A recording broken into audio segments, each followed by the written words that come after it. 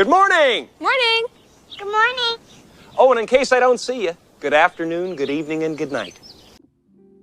Hello, today I will be doing a brief article review assessment for How to Read a Contract published by the Arizona Law Review in spring 2003 and authored by Scott J. Burnham. First and foremost, since I will be offering criticism and comments to an article, I would like to point out that this video features materials protected by the Fair Use Guidelines of Section 107 of the Copyright Act. All rights reserved to the copyright owners, whom I will be citing at the end of this video. Now on to the article. How to Read a Contract by Scott J. Burnham. Upon searching Burnham online, I first found out on a blog post by Spokesman Review that he enjoys playing poker at legal card rooms because it requires mathematical skills and the ability to read other players' styles. Although Burnham says poker is important to him, he has no plans to write about poker strategy or psychology. Instead, he is the author of many legal review papers on copyright, consumer, and contract law, such as Teaching Legal Ethics in Contracts and The Best and Worst of Contracts Decisions, and even a Contract Law for Dummies cheat sheet. Despite looking for him on various social media platforms such as Twitter, Facebook, and even LinkedIn, I couldn't find him. But I did find on the Center for Computer Assisted Legal Instruction that Burnham spent most of his accomplished career teaching at the Gonzaga School of Law, where he was a Curley Professor of Commercial Law. In addition to contract and commercial law, he taught in the areas of intellectual property. Professor Burnham received his JD and Master of Laws degrees from New York University School of Law in 1974 and 1981, respectively.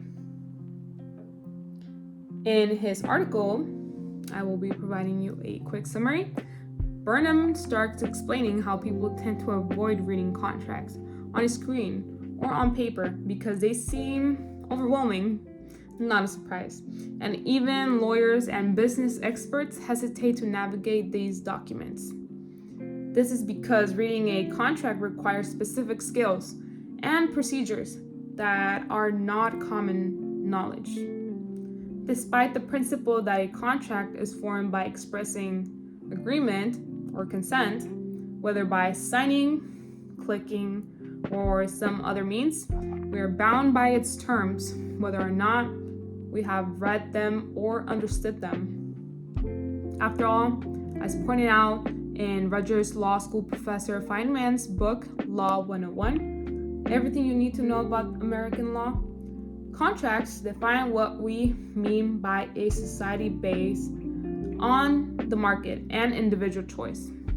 Contract law has two special functions in making this kind of society possible. It provides a dispute resolution mechanism for exchanges, and it demonstrates society's commitment to freedom and autonomy. For instance, to make this video, I logged into my search engine, accepted cookies, entered my preferred online file storage service, opened a document, and I also did input my password, all that stuff. By that point, I probably entered and agreed to several contracts without thinking much about it. And if it wasn't because of the course I took on Intro to US Law, I wouldn't have even noticed. These were agreements I was accepting. Now, back to Burnham. Let's imagine you're reading a contract, like an insurance policy or an agreement between two parties. This article talks about how to read a contract effectively. It doesn't explain all that legal terminology, but it does suggest looking in a contract book for that. Sometimes we read a contract after agreeing to it. Other times, we read it before agreeing, maybe to decide if we want to sign it. We might want to understand our rights or negotiate better terms. Reading a contract is different though. You don't start at the beginning and go to the end. It's more like a puzzle. Burnham would say, where you move around to gather information and see how different parts connect. You also need to use your imagination to think about the future and consider things not explicitly mentioned in the contract. The article says you go through the contract multiple times. Burnham calls them passes to understand everything. Each pass has a specific goal, like gathering information or evaluating what we've learned. As you get better, you can speed up the process. The idea is to really understand what you're getting yourself into when you read a contract. All right, imagine you're trying to understand a contract, like a rental agreement or a deal to buy a car. This article suggests a step-by-step process, breaking it into 5 passes. Number 1, we have the orientation pass. Here we figure out what the contract is about, who's involved, and the overall structure. Number 2, explication pass. We look at the specific details like rights and duties of each party. Third, implication pass. We understand things not directly mentioned in the contract and explore relationships between terms. 4, remediation pass. We look at what happens if someone doesn't do what they're supposed to. Are there consequences, and how do we deal with them? 5, evaluation pass. We make judgments about the terms. Are there problems with the language, or is something missing that should be there? As Burnham explains these points, something really nice he does. He emphasizes we should be taking notes as we go through these passes, encouraging us to question what we're reading and helping us understand certain parts of the contract. For example, he provides us with the following terminology. Description of the instrument. Description of the instrument. That's a hard word. This we should think of as the title of the contract, telling us what it is about. We have caption. This part shows the names of the parties and their relationship. It's like an introduction to who's involved and what are they doing. We have recitals. These gives us context about the contract. We have primary exchange of promises. This is where we find the main promise each party is making, truly the heart of the deal. And lastly, this article does a great job at encouraging the reader to see the transaction against a larger background and consider the rules of contract law and any regulations that may apply.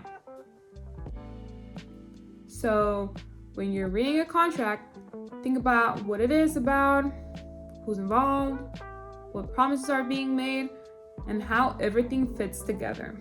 And don't forget to imagine what might be happening in the future based on what the contract says. This article provides a decent breakdown of the steps involved in understanding a contract, highlighting the importance of applicable regulations and even alluding to hermeneutics, where a contract is almost like a secret code. After all, nothing has plain meaning, and meaning evolves like a living constitution. Parties promise things using words like shall or will, reminding us to check for fairness in promises. Burnham urges us to look into when these promises must happen, looking out for unusual commitments, and if a promise seems extreme, it might not be enforceable.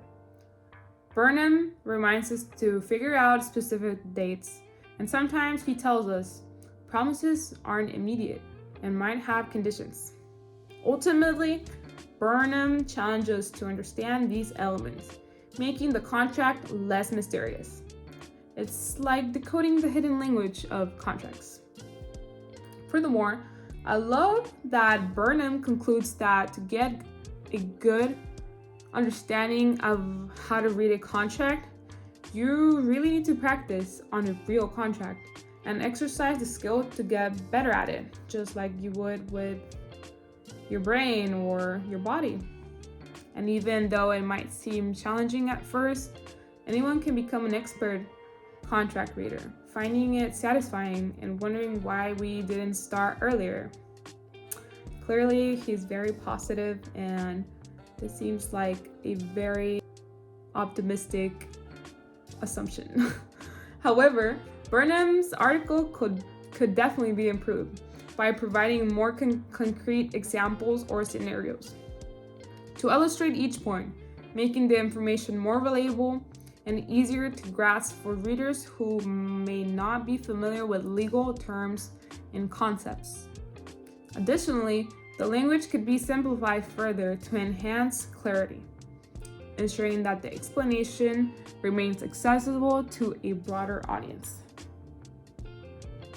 The American attorney David Hoffman's article titled "Defeating the Empire of Forms" explains how, for generations, contract scholars have waged a campaign against form contracts.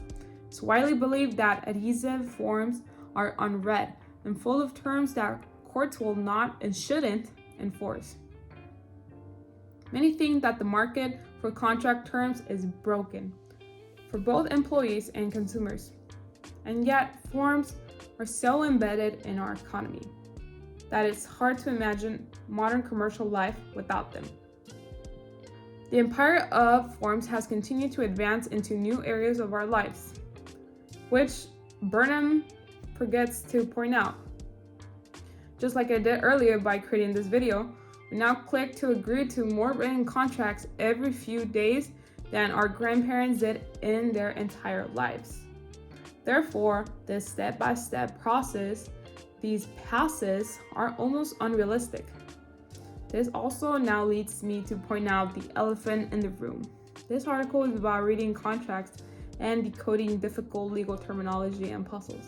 But this article itself was complex and took a lot more than the average look or analysis to understand, at least for me. Like many other people with little knowledge of the law, I found myself struggling to understand this guide, to ironically become a better reader. Although this may be reasonable due to the nature of the article being an academic paper, I just didn't quite expect it.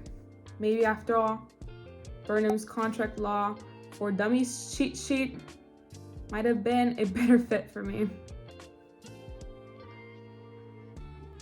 Thank you so much for joining me in my article review media assessment. Feel free to send me any questions, comments, concerns, or words of encouragement. I hope you have a nice day.